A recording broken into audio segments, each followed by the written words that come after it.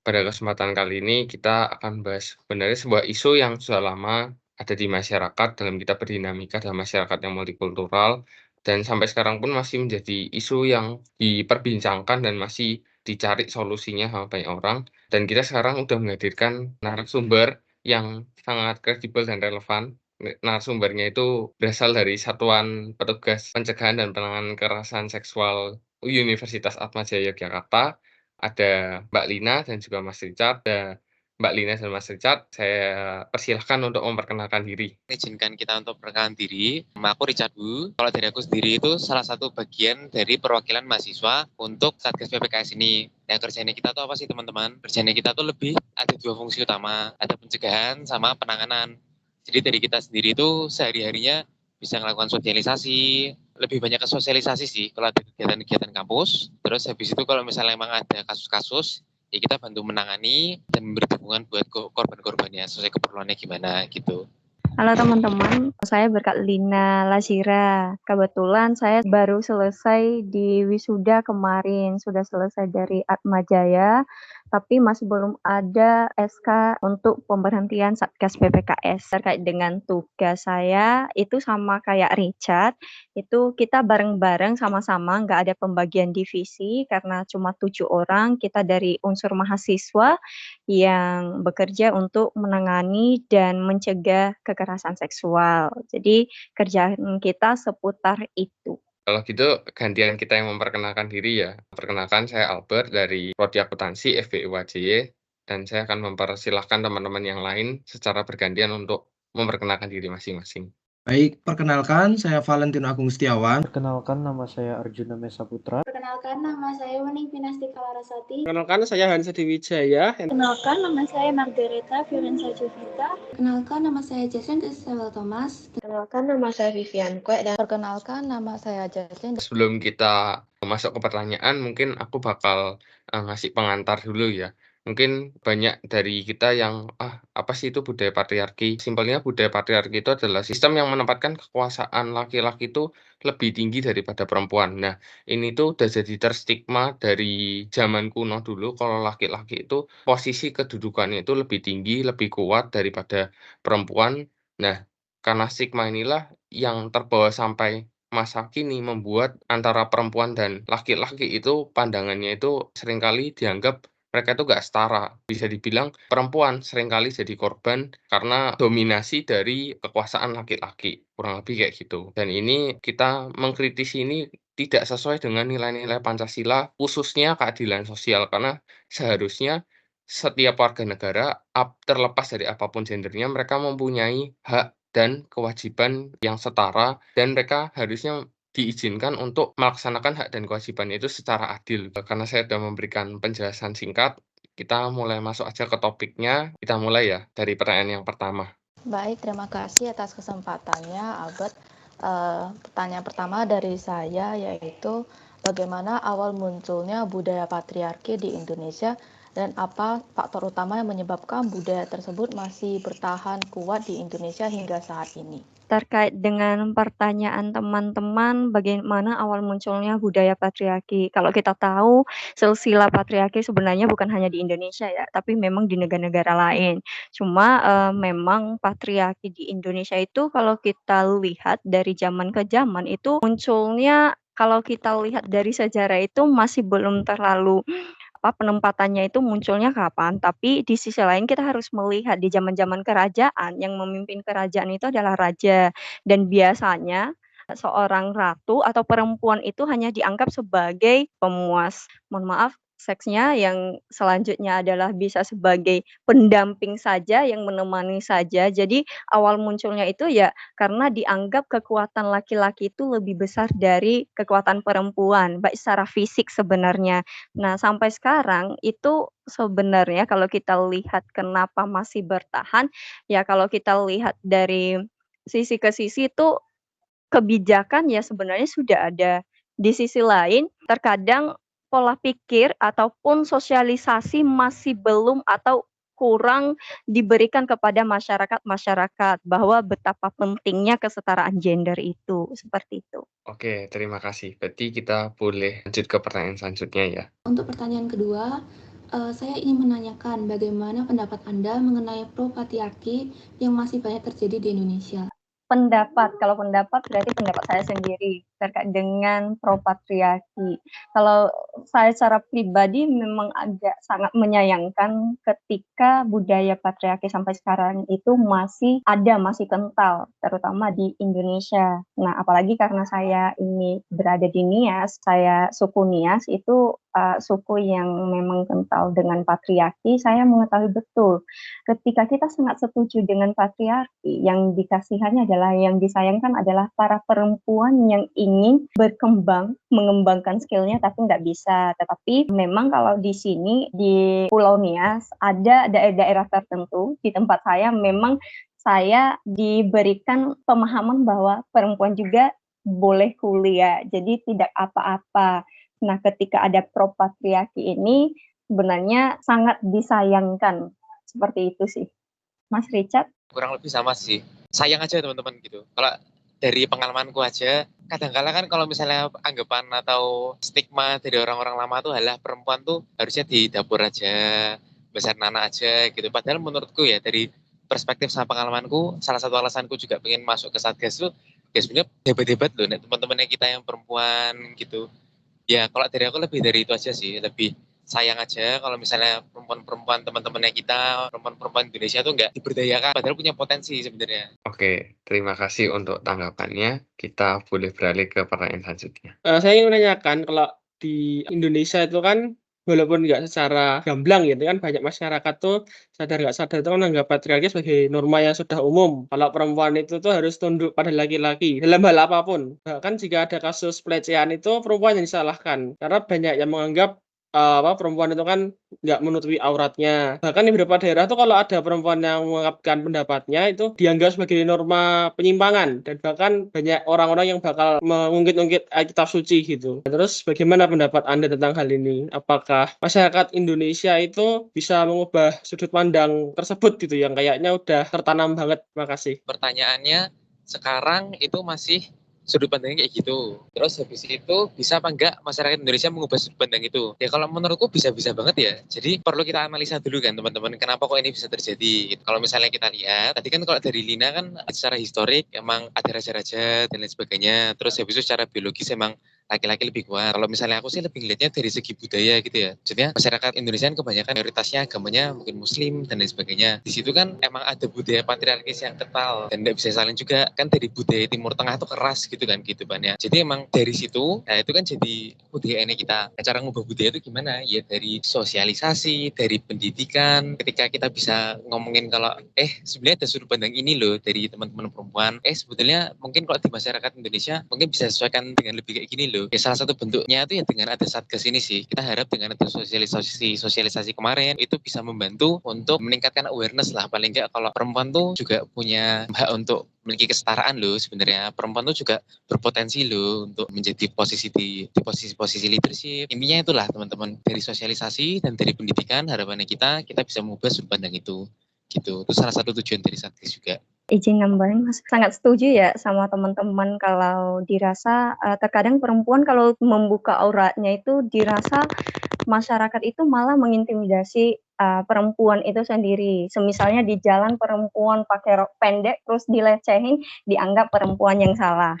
Sudut pandang masyarakat kita tentu seperti itu. Nah, bagaimana apakah kita bisa mengubahnya? Tentu bisa dengan cara-cara seperti ini misalnya teman-teman mengajak kita wawancara seperti ini, tentunya nanti teman-teman akan menganalisis ini, membuat dalam bentuk artikel atau lain sebagainya, bentuk tugas atau bentuk sosialisasi lainnya, kita harus memberitahukan juga, kita berperan di sini. Jadi kita harus mulai dari diri sendiri, baik laki-laki maupun perempuan sebenarnya. Dan harapannya di sini ya laki-laki, teman laki-laki harus lebih peduli terkait dengan hak-hak perempuan yang harus dilindungi, dijunjung tinggi. Begitu juga dengan perempuan. Jadi ketika kita bisa mensosialisasikan ataupun menerapkannya di dalam pribadi kita sendiri, misalnya teman kita lagi berdiskusi atau sedang mengobrol santai dan lain sebagainya, kita memberitahukan saja, itu sudah bentuk dari sosialisasi dan bentuk kita untuk mengangkat derajat perempuan itu. Jadi bisa teman-teman.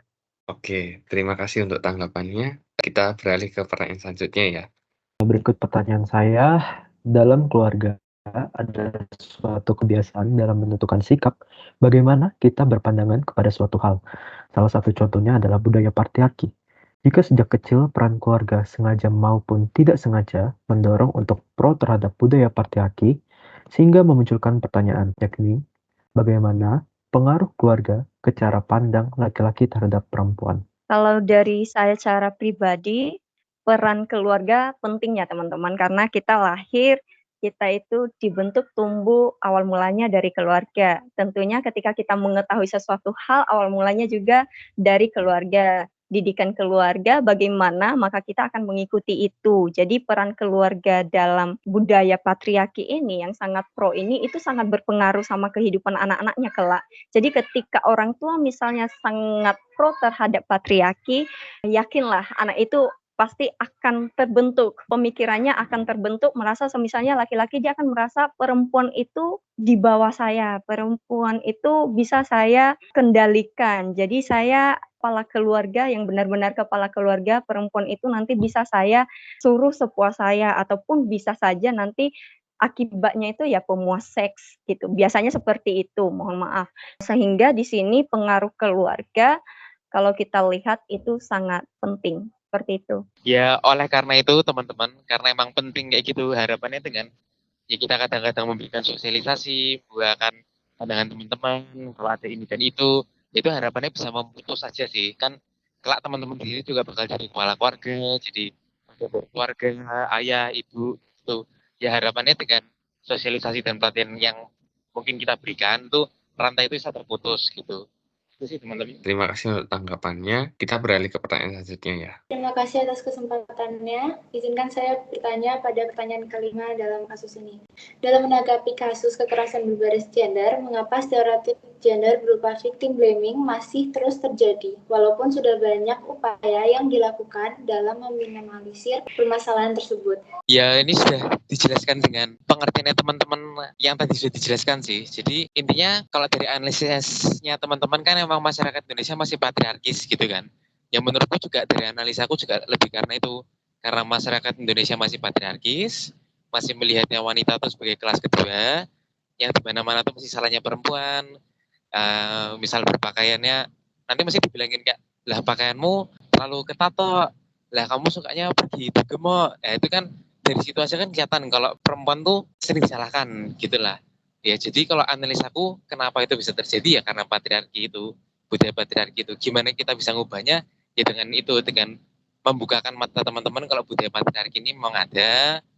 Ya terus habis itu ya lebih kayak sosialisasi itu. Jadi itu sih analisaku kalau kenapa kok ini tuh masih ada victim blaming tuh masih ada gitu. Mungkin dari Lina ada tambahan? Sangat setuju ya dengan pernyataan Mas Richard. Tentu ini terjadi karena budaya patriarki tadi. Ketika seorang perempuan misalnya melakukan sesuatu, pasti yang disalahkan duluan adalah perempuan. Victim blaming. Jadi perempuan itu di mata orang-orang selalu salah. Karena kami itu Satgas sering mengikuti pelatihan, itu Pak Nur Hasim namanya, sering mengaitkan terkait dengan patriarki ini. Karena di mata orang itu atau laki-laki itu, perempuan itu dianggap sebagai objek, sebagai sesuatu yang hanya bisa diraba-raba saja, bisa dikendalikan dengan baik, dan pokoknya perempuan itu nggak boleh ngapa-ngapain. Tetapi ketika perempuan itu bertindak ataupun misalnya melakukan sesuatu yang lebih, pasti perempuan itu selalu ketika kita melihat seperti itu, pemikiran orang-orang ini ketika perempuan melakukan hal-hal itu pasti salah. Jadi ketika perempuan misalnya di dalam suatu keadaan terjadi kekerasan seksual, ketika ada laki-laki mengajak si perempuan ini, ada contoh yang sering Pak Nur Hasim itu sampaikan. Misalnya ketika seorang laki-laki mengajak perempuan, ayo kita makan di kafe, perempuannya oke. Ayo kita makan di sini, di restoran dan sebagainya, oke. Terus lagi-lagi lakinya bilang lagi, ayo kita ke kamar kos saya. Karena perempuannya merasa tidak enak diajak makan berkali-kali dan lain sebagainya, terkadang perempuan itu mengiyakan. Nah, dan di pikiran laki-laki dia merasa, oh perempuan ini mengiyakan artinya dia mau. Artinya dia mau apa? Mungkin teman laki-laki bisa mengerti ya apa yang saya maksud ya. Atau ada yang nggak mengerti, tolong rasain dulu. Kalau ngerti jempol. Oke. Jadi teman-teman kan, teman laki-laki pasti di sini ngerti, oh dia mau. Nah di situ saja sudah muncul. Jadi ketika perempuan itu mengiyakan, itu belum tentu. Dan ketika itu terjadi, anggaplah masyarakat yang ada di sekitar itu yang disalahkan pertama kali adalah perempuan. Toh dia sendiri masuk kamar, pasti dia mau. Gitu ceritanya seperti itu. Karena itu tadi, pemikirannya adalah laki-laki itu ya tidak pernah salah, karena perempuan itu yang mau, ya dia tetap salah gitu. Mungkin cuma mau izin nambahin, ini kan mulai kelihatan kalau emang aku cuma nggak mau ada kesan kalau kita anti patriarki banget gitu lah teman-teman. Kalau bagiku sendiri secara pribadi ya, yang kita tidak mau itu adalah patriarki yang toksik gitu lah. Yang dimana kita tuh ngeliat perempuan sebagai objek seksual dan lain sebagainya. Tapi menurutku patriarki itu masih ada posisinya, pentingnya di masyarakat kita tuh masih ada. Gitu. Jadi sebenarnya kalau misalnya kita sosialisasi gitu, kalau dari aku sendiri lebih pentingin patriarki itu nggak apa ada, tapi lebih ke patriarki yang laki-laki sebagai pengayom, sebagai pelindung, ya laki-laki yang tahu tentang hal-hal ini yang mungkin kadang-kadang persepsi masyarakat akan perempuan itu bagaimana kayak gitu. Jadi kalau misalnya teman-teman bisa mengambil satu hal dari wawancara ini, ya harapannya lebih dari itu aja sih. Kalau patriarki itu in my opinion tuh sebenarnya nggak apa asalkan tidak toksik gitu. Kalau kita sebagai laki-laki ya harapanku ya itu sih bisa kalau misalnya nggak teman-temannya kita ada yang ngalami KS itu bisa speak up, bisa bantu melindungi mereka kayak gitu. Ya itu cuma tambahan aja dari aku. Terima kasih untuk tanggapannya. Kita beralih ke pertanyaan selanjutnya ya. Terima kasih atas kesempatannya. Pertanyaan saya mengacu pada pasal 27 ayat 1 Undang-Undang Dasar 1945, sesungguhnya Konstitusi Negara Indonesia sudah mengafirmasi tentang kesetaraan di antara warga negara tanpa memandang gender. Namun, apakah hukum ini cukup efektif dalam menanggulangi ketidaksetaraan gender yang terjadi di Indonesia? Jika belum, langkah apa yang perlu dilakukan? Terkait dengan pasal 27 ayat 1 Undang-Undang Dasar 1945 sebenarnya teman-teman, kalau kita lihat dari kutipan pasal itu ya sudah menerapkan yang namanya kesetaraan gender. Tapi masalahnya di mana sebenarnya yang kita harus lihat di sini bukan hanya hukumnya, bukan hanya aturannya saja, melainkan bagaimana kebijakan atau aturan itu bisa dijalankan. Ketika suatu aturan dibentuk tapi tidak dijalankan, itu sia-sia, maksudnya nggak ada gunanya. Jadi di sini tadi balik lagi ke sosialisasi, bagaimana aturan itu dibentuk dan bagaimana penerapannya di masyarakat. Sehingga masyarakat juga dibutuhkan perannya di sini, bukan hanya hukumnya. Hukumnya sudah, kalau untuk pasal 27 ayat 1 menurut saya sudah efektif. Masalahnya di sini adalah bagaimana masyarakat menanggapi aturan itu atau mengikuti aturan itu dengan baik. Seperti itu teman-teman. Wah luar biasa ya teman-teman ya kalau anak hukum yang bilang ya. Ya ini kan Lina karena dari hukum jadi mungkin bisa lebih banyak berbicara dari segi hukumnya. Kalau aku lebih dari segi pragmatisnya aja sih. Maksudnya kalau dari aku sendiri dilihatnya contohnya dari Permendikbud yang kita punya sekarang aja. Kita kan punya Permendikbud nomor 30 tahun 2021. Paling enggak di lingkungan kampus itu sudah ada hukum yang mengatakan kalau diperlukan adanya satgas untuk menangani kalau ada kekerasan seksual, perlu penanganannya kayak gimana, perlu nanti monitoringnya kayak gimana dari rektor. Jadi menurutku itu sudah big step yang besar sih buat Indonesia gitu lah. Paling enggak sudah ada Permendikbud itu gitu. Kalau aku mungkin bisa mengomentarinya dari itu aja ya. Paling enggak dari segi pendidikan, dari segi lingkungan kampus, itu sudah ada ini tuh menurutku sudah big step yang bagus gitu. Terima kasih untuk tanggapannya. Kita beralih ke pertanyaan selanjutnya ya. Jadi untuk pertanyaan ketujuh, kekerasan berbasis gender yang ada di Indonesia tentunya sudah diatur dalam beberapa peraturan, seperti contohnya pada Peraturan Menteri Pemberdayaan Perempuan dan Perlindungan Anak Nomor 13 Tahun 2020 tentang perlindungan anak dari kekerasan berbasis gender dalam bencana. Nah, menurut pandangan kakak-kakak sekalian, sebagai tim Satgas PPKS UAJY, apakah hukum yang ada di Indonesia ini sudah berjalan secara efektif dalam penanganan kasus yang berhubungan dengan kekerasan gender, Kak? Terima kasih. Oke, kalau dari saya, sebenarnya kita balik-balik lagi ke pertanyaan sebelumnya sebenarnya hampir sama, cuma di sini kan bedanya beda aturan saja. Tadi pasal 27 Undang-Undang Dasar, sekarang Peraturan Menteri Pemberdayaan Perempuan dan Perlindungan Anak. Nah, di sini kalau kita lihat teman-teman, Kan di situ sudah jelas ya, kalau kita lihat perlindungan perempuan dan anak pun sebenarnya sudah memperlihatkan bahwa betapa pedulinya pembuat aturan ini terkait dengan perempuan itu harus dilindungi. Karena diketahui yang banyak mengalami kekerasan seksual, kalau kita lihat survei itu adalah perempuan. Jadi di surveinya membuktikan bahwa kekerasan seksual yang terjadi itu di Indonesia paling banyak dialami oleh perempuan. Sehingga dengan adanya aturan ini sebenarnya itu sudah memberikan kesan bahwa mereka peduli terhadap kesetaraan gender. Nah, di sini kalau kita melihat apakah hukum di Indonesia sudah berjalan secara efektif, ya balik lagi tadi, kalau kita balik lagi ke hukum, patriarki kan tadi kita lihat itu sebuah budaya, dan budaya itu kalau kita lihat aturan di Indonesia, itu adat istiadat itu masih dihargai. Peraturan adat istiadat itu masih dihargai. Nah, di sini kalau hukum itu memang cangkupannya lebih besar. Kalau hukum itu ada yang tertulis dan tidak tertulis. Yang hukum tertulis yang seperti ini, peraturan menteri, dan tidak tertulis itu adalah misalnya adat istiadat tadi. Jadi disampaikan saja secara lisan.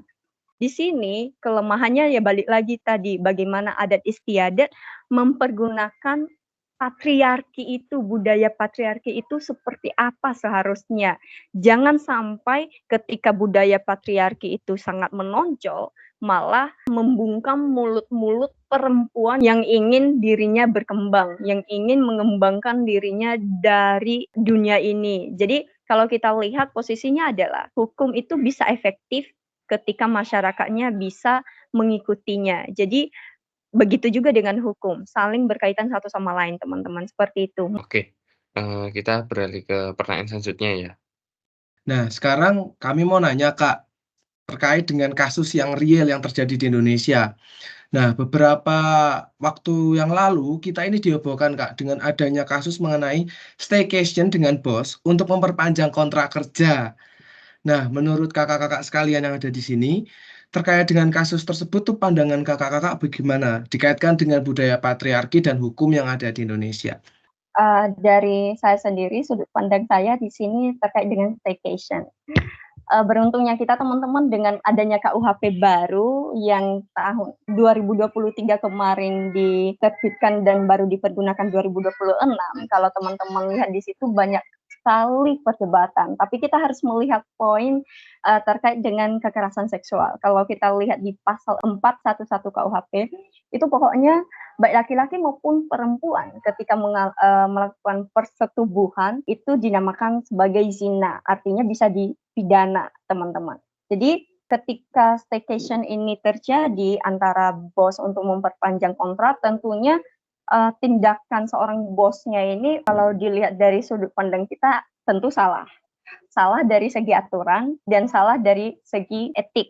Tentunya di setiap perusahaan itu ada ADART-nya sendiri yang disusun secara transparan harusnya. Nah, ketika itu terjadi, tentunya di kontrak itu tidak seharusnya ada seperti itu. Ketika ada seperti itu, harusnya perempuan ini tadi, makanya mau perempuan, tapi kita jangan salah juga, terkadang kekerasan seksual terjadi sekarang bisa saja dengan laki-laki gitu. Jadi bukan hanya perempuan, kita anggap perempuan dan laki-laki, maupun di kasus ini adalah perempuan. Nah, ketika kita melihat itu teman-teman, harusnya perempuan ini bisa melaporkan. Ketika dilaporkan tentunya bos ini akan mendapatkan berupa sanksi atau penalti. Ketika menerima itu, tentunya pihak-pihak lain yang mengetahui hal-hal seperti itu tidak bakalan melakukan hal yang sama. Jadi untuk mengatasi itu sebenarnya terkait dengan aturannya sudah ada, dan ditambah dengan aturan kekerasan seksual yang tahun 2022 juga sudah ada, dan itu sebenarnya hukum kita sudah oke, cuma ya masalahnya gitu, bagaimana pemahaman masyarakatnya kita saja, seperti itu. Tadi kan berarti dari Lina penjelasannya sudah jelas kan, memang dasar payung hukumnya itu sudah ada. Kayak gini perlu berhati-hati juga sih kita teman-teman, soalnya kan nggak jarang juga kita dengar cerita kalau misal emang dilaporin gitu, padahal sebetulnya bosnya tuh nggak bermaksud itu gitu, kayak kadang-kadang ada mistranslasi kayak gitulah. Jadi kadang-kadang laki-lakinya dituduh melakukan kekerasan seksual padahal sebetulnya enggak gitu ya. Makanya tadi kan aku tanya dulu konteksnya tuh kayak gimana sebenarnya. Ya, kita juga ngajak teman-teman buat kritis ngeliatin berita yang ada. Tapi kalau misalnya mau berita kayak gini ya udah nggak apa gitu. Ya kalau dari aku lebih ke miris aja sih. Bayangin kalau itu istri apa anaknya kita gitu. Jadi ya Makanya kalau dari aku sendiri, ya itulah lebih gerakin ke cowok, teman-teman cowok-cowok, yuk lah kita jangan kayak gini, ketahui kalau ini tuh realita yang kadang-kadang dihadapi sama kita yang perempuan, kayak gitu. Kalau dari aku, cuma bisa nambahin dari itu aja sih. Aku mau nanya, bagaimana kakak-kakak ini melihat masa depan kesetaraan gender di Indonesia? Langkah atau solusi apa yang dapat diambil untuk melawan budaya patriarki dan mewujudkan kesetaraan gender di Indonesia? Terima kasih. Ya kurasa sih masa depannya cerah gitu lah. Kalau tanya cuma masa depannya kayak gimana. Kalau misalnya langkah atau solusi apa yang dapat diambil untuk melawan budaya patriarki. Kalau tak balik pertanyaannya gimana? Tadi kan kita sudah 1 jam malah kita sudah wawancara. Kalau menurutmu gimana? Ada langkah konkret yang bisa kamu lakukan nggak untuk kira-kira melawan budaya patriarki itu? Kalau menurut aku, mungkin langkah paling dasar yang bisa diambil itu ya kita mensosialisasikan dulu kepada teman-teman masyarakat tentang budaya patriarki itu sebenarnya bisa dipelihara, cuman bagian yang toksiknya itu lebih diperhatikan. Dan kalau dari negara itu tadi juga ada disinggung udah mulai membentuk pasal-pasal baru mengenai hal-hal ini yang nantinya akan diterapkan di Indonesia. Mantap. Ya, gitu sih harapannya kita sih ya. Paling enggak, mungkin kalau misalnya ada ide-ide kayak gitu, ya itu bisa dibantu direalisasikan kayak gitu. Jadi ya, teman-teman ini juga sebagai perpanjangan tangannya kita, harapannya kalau misalnya kita mau sama-sama masa depannya cerah, dari aspek kesetaraan gender ini ya, harapannya semuanya bisa bantu merealisasikan kayak gitu. Dengan misal tadi ada ide apa, direalisasikan. Gitu sih kalau dari aku. Mungkin boleh dari Lina ada tambahan? Terkait dengan masa depan kesetaraan gender di Indonesia. Kalau kita sudah mengikuti langkah-langkah tadi, tentunya kesetaraan gender di Indonesia akan sangat lebih baik. Tapi ketika kita tidak mengikuti langkah atau solusi tadi, misalnya seperti yang disampaikan oleh teman-teman, maka masa depan kesetaraan gender kita pun ya cuma sekedar kita sampaikan saja kesetaraan gender, tapi tidak akan terrealisasikan. Nah, sehingga yang penting di sini adalah langkah awal kita, ya seperti ini, gencarkan sosialisasi ataupun buat semacam artikel dan lain sebagainya yang membuat orang-orang itu sadar terkait dengan budaya patriarki. Seperti itu, teman-teman. Pertanyaan dari saya, ya ini sebenarnya sudah dijawab dari tadi, disinggung-singgung terus. Sebagai mahasiswa, apa langkah konkret yang bisa kita lakukan dalam upaya menyadarkan pro patriarki? Mungkin udah disebut-sebut sama kakak-kakak tadi, melalui sosialisasi, melalui kampanye. Selain itu Kak, mungkin, karena kan ada beberapa mahasiswa yang mungkin berpendapatan gini, kalau kita mengadakan diskusi di forum publik itu nggak semua capable dan itu nggak semua bisa terselenggarakan secara spontan juga. Mungkin kalau di medsos mungkin ada yang berpendapat juga, jangkauanku kan nggak banyak gitu loh. Medsosku kan nggak menjangkau banyak gitu algoritmanya ke banyak orang. Selain daripada itu, pasti sebagai mahasiswa kita kan julukannya agent of change kan. Kita kan agen dari perubahan. Langkah konkret, spirit apa yang kita sebagai mahasiswa UAJY bisa lakukan, bisa kita tularkan di masyarakat, bisa kita sumbangkan ke masyarakat dan bisa menyumbang perubahan di masyarakat. Baik long term ataupun short term. Mungkin aku izin sharing aja ya teman-teman ya. Waktu itu kan kita pernah ngurusin inisiasi nih. Waktu itu kan aku ngurusin yang buat FTI kan. Jadi ceritanya di sini tuh ada salah satu anak perempuan yang HP-nya kena hack gitulah. HP-nya kena hack, terus itu foto-fotonya kesebar-sebar gitu. Foto-foto ya yang enggak kurang senonoh gitulah intinya. Terus kan tahu juga kan namanya mahasiswa cowok-cowok, wah langsung keluar langsung dibagi-bagiin gitu foto-fotonya. Tapi habis itu ada salah satu anak nih yang kayak coba nelusuri toh ini tuh sebenarnya ceritanya kayak gimana. Terus habis ketemu tuh ternyata ketahuan kalau oh dia tuh akunnya tuh kena hack, dia tuh kasihan kayak waktu ditanyain tuh kayak nangis-nangis jelasin itu gitu. Ya dari sana tuh akhirnya si cowok ini tuh jadi penggerak gitu lah untuk bilangin ke teman-temannya udah tolong dihapus saja fotonya, nggak usah sebar-sebarin. Akhirnya sampai sekarang fotonya pun udah nggak ada gitu lah. Jadi harapanku nggak harus di forum yang begitu publik banget gitu sih teman-teman. Paling nggak misal kayak temanku tadi itu ketika kita tahu oh ada yang misal kebagi nih foto-fotonya kayak gitu, ya udahlah nggak usah ikut-ikutan di share. Atau kalau misalnya ada yang apa ya suka catcalling gitu teman-temannya, ya kalian dalam tongkrongan kecil ya udah diingetin gitu aja, nggak usah kayak gitulah kayak gitu. Itu kan hal-hal kecil yang bisa banget dilakukan untuk sama teman-teman untuk membantu tingkatin kesejahteraan teman-teman kita perempuan yang ada di kampus gitu kan. Ya kalau dari aku sih harapannya lebih kayak gitu aja ya, nggak usah long term action plan-nya kayak gimana, yang kecil-kecil aja kayak gitu mungkin bisa dibantu direalisasikan oleh teman-teman laki-laki. Jadi ya yuklah kita sebagai laki-laki pahami perempuan tuh posisinya mereka kayak gimana, mereka ngalami budaya yang kayak gimana, yuk kita berempati sedikit lah. Kalau misalnya emang ada yang kayak gitu, kita bantu gitu. Kalau misalnya dari aku mungkin bisa menambahkannya itu ya. Ini aku langsung kasih ke Lina aja. Monggo dari Lina boleh. Jadi untuk menyadarkan budaya pro-patriarki ini ya balik lagi ke kita. Kalau memang dari awal tadi kita sampaikan sosialisasi dan lain sebagainya, memang kita harus mulai dari hal-hal kecil. Biarpun misalnya sekelompok orang, misalnya hanya 5 orang, 10 orang, atau 20 orang, atau bahkan 1 orang, di dalam 1 orang itu kemungkinan besar dia akan ketemu orang lagi dan dia akan menceritakan itu lagi. Anggap dalam 1 bulan ketemu 1 orang, anggap 30 orang. Di situ saja sudah berkembang teman-teman. Jadi ketika kesadaran itu kita bentuk dari hal kecil, dimulai dari 1 orang, 2 orang, dan 3 orang, maka yakinlah budaya pro-patriarki ini akan dirasa, oh ternyata tidak baik. Oh ternyata ketika kita melakukan ini, ketika pemikiran kita selalu terpusat bahwa perempuan itu selalu salah, maka ternyata itu salah. Yang kita harus gencarkan di sini adalah ternyata adalah kesetaraan gender itu sebenarnya harus kita bagaimanakan, karena perempuan juga itu sangat-sangat berpotensi sebenarnya untuk menyalurkan bakat-bakatnya, seperti itu teman-teman. Jadi kita harus mulai dari hal-hal kecil saja. Soalnya kalau kita langsung melompat dari hal besar, dimulai dari hal kecil tadi tidak saja kita mulai, maka itu sangat sulit juga. Jadi langkah konkretnya seperti itu. Oke, terima kasih untuk tanggapannya. Aku boleh masuk ke sesi kesimpulan gitu ya. Dari rangkuman diskusi kita mulai dari pertanyaan 1 sampai 10. Jadi kalau kita lihat memang budaya patriarki ini ada asal-usulnya secara historis, memang dari zaman dahulu raja-raja pun didominasi oleh gender laki-laki, dan biasanya ratu atau budaya raja itu dulu ada ratu dan selir itu malah dijadikan sebagai kesannya itu objek pemuas seks, dan itu pun turun-temurun sampai masyarakat milenial sampai sekarang. Dan menjadi fenomena banyak orang bermindset dan pro terhadap patriarki yang sebenarnya patriarki yang toksik. Dan itu sangat disayangkan karena itu tuh menekan hak-hak perempuan untuk bisa maju berkompetensi di dunia karir, di dunia pendidikan. Harusnya mereka punya hak untuk jadi orang yang berpendidikan, jadi orang yang berpengaruh, memberikan dampak di masyarakat.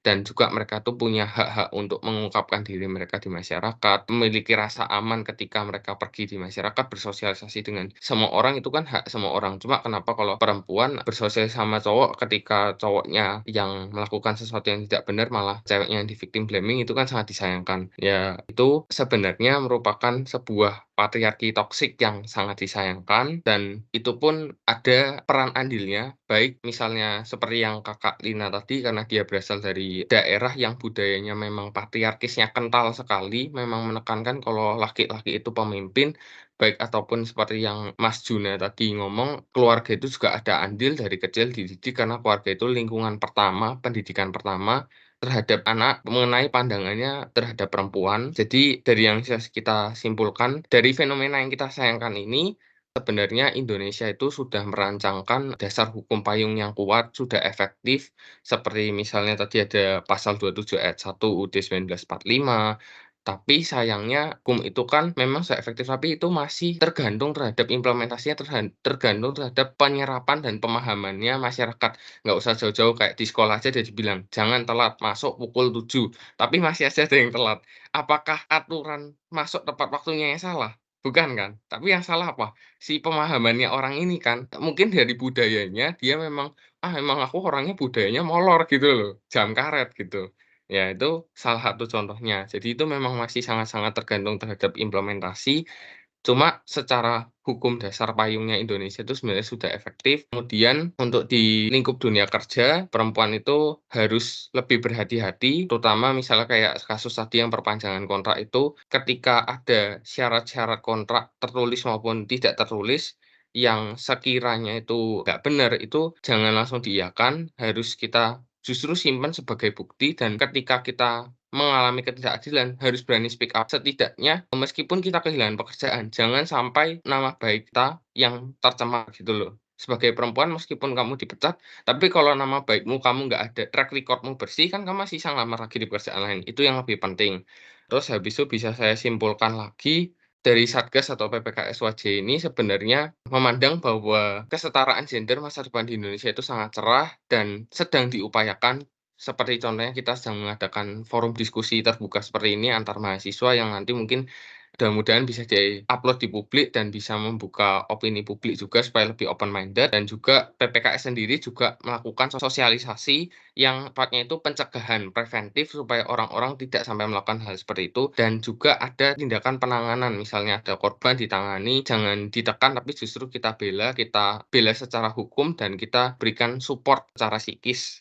Kurang lebih seperti itu, dan kita sebagai mahasiswa agent of change terhadap patriarki yang toksik ini yang masih ada di Indonesia. Kita jangan takut untuk memulai dari langkah-langkah yang kecil, hal-hal yang kecil, kita mulai dulu dari diri sendiri, pelan-pelan 1 orang, 2 orang, dan kita bisa membentuk suatu komunitas, kita bisa menyebarkan spirit ini, bisa membuka pandangan banyak orang untuk nggak apa-apa patriarki, tapi patriarki yang tidak toksik, yaitu laki-laki sebagai pemimpin yang mengayomi, yang bisa mengarahkan perempuan itu ke arah yang lebih baik, bukan perempuan itu dipergunakan seenaknya sendiri. Kurang lebih itu kesimpulan yang bisa saya peroleh ya dari diskusi kita pertanyaan 1 sampai 10. Mungkin dari Mbak Lina dan Mas Richard, apakah ada yang mau ditambahkan mungkin melihat kesimpulan saya gitu? Wes, mantep, keren-keren kalian. Kalau tidak ada tanggapan, saya ucapkan terima kasih banyak ini Mas Richard, Mbak Lina, ini malam-malam gini disempatkan waktunya, capek-capek gini, bahkan Mas Richard lagi di travel gini, masih sambil berusaha mikir gitu, berusaha jawab gitu. Untuk Mbak Lina juga malam-malam gini, saya ucapkan terima kasih banyak untuk Satgas PPKS UAJY, sudah membuka mindset kita, sudah memberikan kita banyak sekali insight dan knowledge yang bagus sekali. Terima kasih. Terakhir mungkin saya boleh ambil dokumentasi gitu ya. Dokumentasi akan saya hitung mundur dari 3, 2, 1. Salam Pancasila. 3, 2, 1. Salam Pancasila.